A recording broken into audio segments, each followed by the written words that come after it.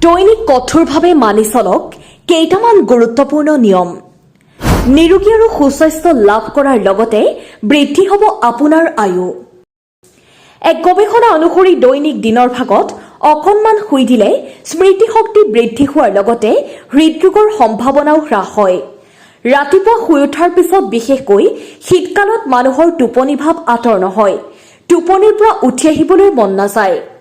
শুই উঠি বিচনাৰ পৰা এখন ভৰি নমাই মজিয়াত অলপ ধৰি ৰাখি চাব টোপনি ভাৱ তৎক্ষণাত আঁতৰি যাব।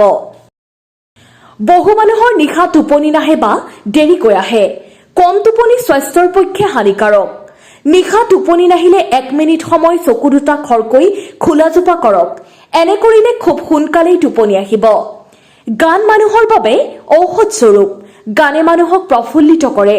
নিয়মিত ৰূপত সুৰীয়া গীত যদি শুনে তেন্তে ভৱিষ্যতে মগজৰ কেঞ্চাৰ হোৱাৰ সম্ভাৱনা হ্ৰাস হয়।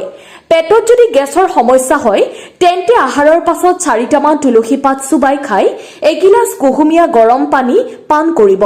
নিশ্চয় উপশম পাব।